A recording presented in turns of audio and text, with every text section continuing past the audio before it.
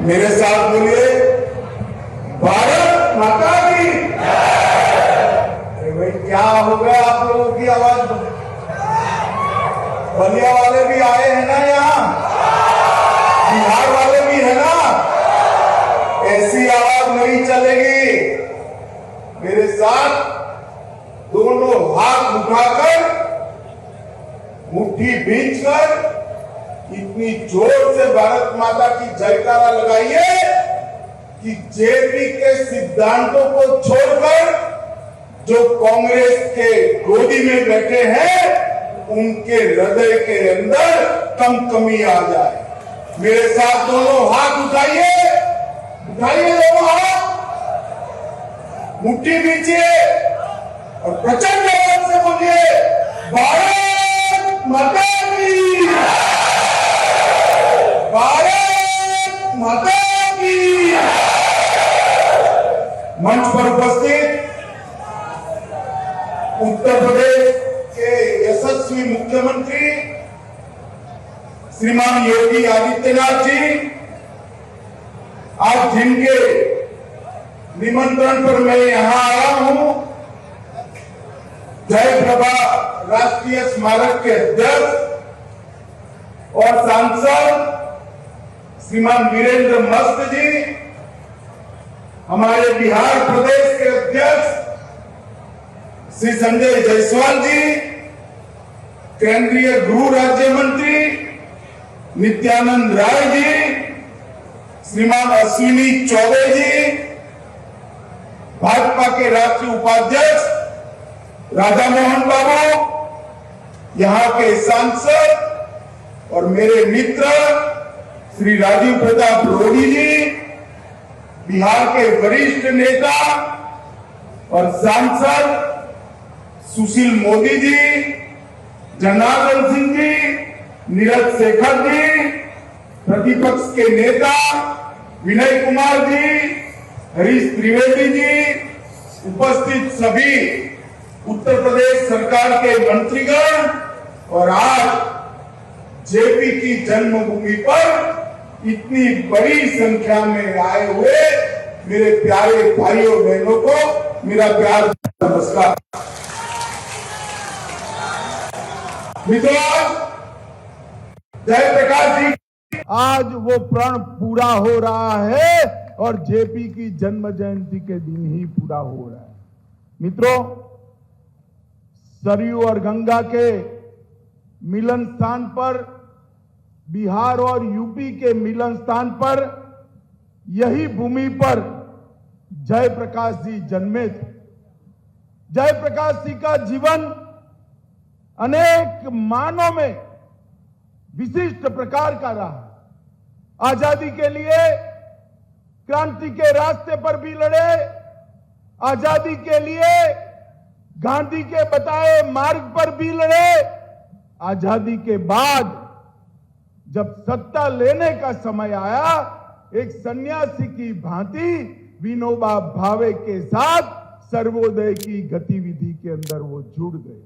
और मित्रों, पूरा जीवन देश भर के भूमिहीनों के लिए, गरीबों के लिए, दलितों के लिए, पिछड़ों के लिए उन्होंने गुजारा। समाजवाद, सर्वोदयी विचारधारा और जाति विहीन समाज की रचना की कल्पना लेकर जयप्रकाश जी ने देश में अनेक विध नए नए प्रकल्प लिए। मित्रों, मगर सबसे बड़ा जयप्रकाश जी का जो योगदान देश में रहा, जब 70 के दशक में भ्रष्टाचार और सत्ता में चूर शासन के अधिकारियों ने जब देश में इमरजेंसी डालने का काम किया, तब जयप्रकाश जी ने इसके खिलाफ बहुत बड़ा आंदोलन किया। मैं गुजरात से आता हूं। 1973 में गुजरात के अंदर इंदिरा जी के अगुवाई में कांग्रेस की सरकार चलती थी। चिमन पटेल मुख्यमंत्री थे, बिहार में अब्दुल गफार मुख्यमंत्री। और मित्रों, इंदिरा जी ने सार्वजनिक रूप से सरकारों को चंदा उगाने का काम दिया, भ्रष्टाचार की गंगा शुरू हुई। इसके खिलाफ गुजरात के विद्यार्थियों ने आंदोलन किया और वो आंदोलन का नेतृत्व जयप्रकाश नारायण ने किया और गुजरात में सत्ता बदल दी। उसके बाद बिहार में आंदोलन किया और बिहार के अंदर जो आंदोलन हुआ वो गांधी मैदान की रैली देखकर इंदिरा गांधी के पसीने छूट गए। मित्रों, देश के प्रधानमंत्री को जब जजमेंट आया तब मजबूर होना पड़ा, देश के अंदर इमरजेंसी डाली और जेपी को भी जेल में डाल दिया। देश के विपक्ष के कई नेताओं को जेल में डाला। उनको था जेल में डालने से जेपी, मोरारजी भाई, अडवाणी जी, अटल जी सबके हौसले पस्त होंगे। मगर 1942 के भारत छोड़ो आंदोलन में हजारीबाग की जेल जिसको न रोक सकी, वो जयप्रकाश को इंदिरा जी की यातना न रोक पाई।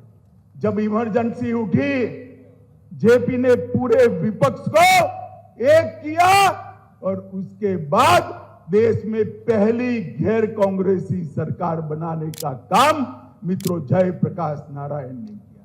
उस वक्त पहली बार जेपी ने जनसंघ को भी साथ में लिया और सत्ता के बाहर रहकर परिवर्तन किस प्रकार से किया जा सकता है उसका उत्कृष्ट उदाहरण अगर किसी ने दिया मित्रों तो जयप्रकाश नारायण ने दिया।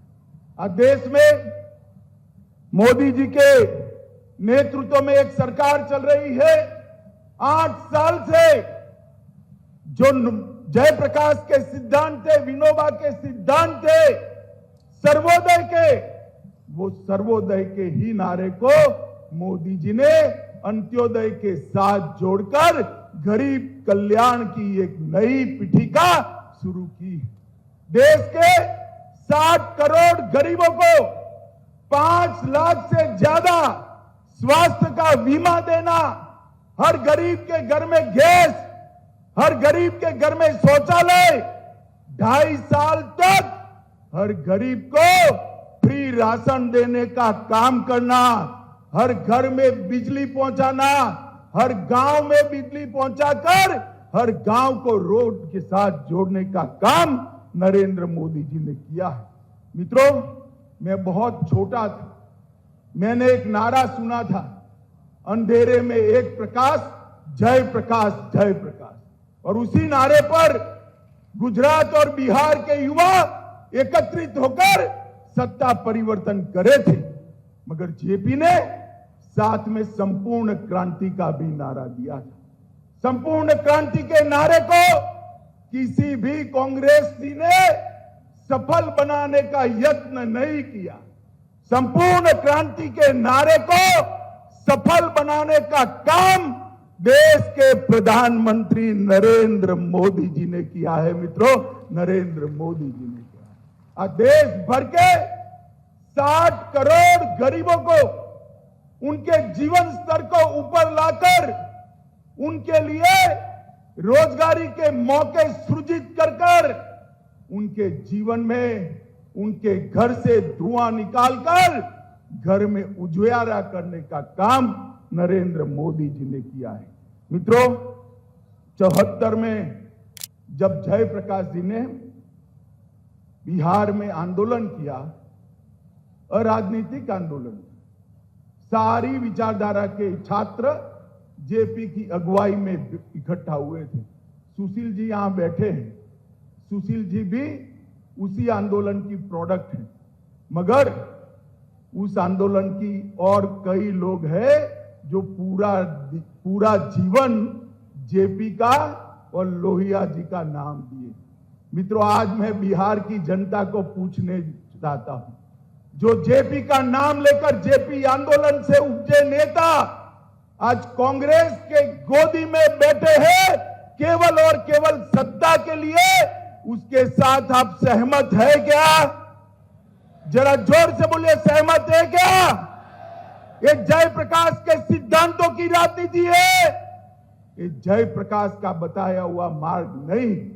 जयप्रकाश जी ने जीवन भर सत्ता के लिए कुछ नहीं किया, पूरा जीवन सिद्धांत के लिए।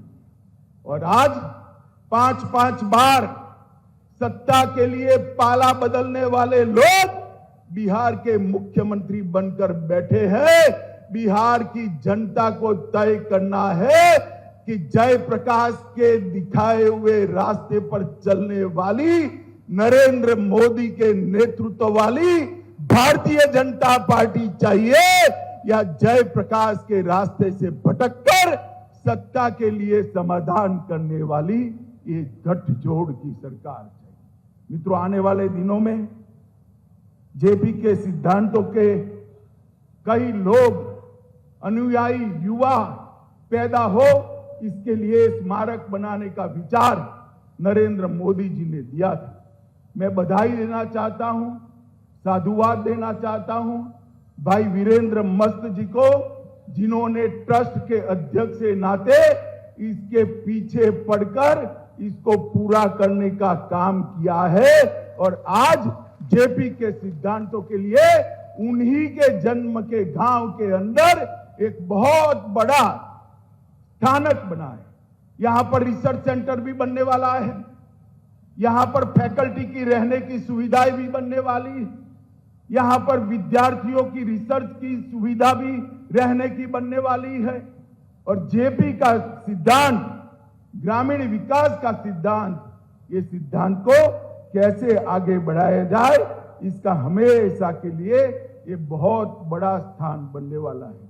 मित्रों, जयप्रकाश जी ने ढेर सारे क्षेत्रों में, चाहे सहकारिता का हो, चाहे ग्रामोत्थान का हो, चाहे सर्वोदय का हो, हर क्षेत्र में बहुत योगदान दिया है। आज जेपी की जन्म जयंती है। पूरे देश भर में लोग जयप्रकाश जी को याद कर रहे हैं।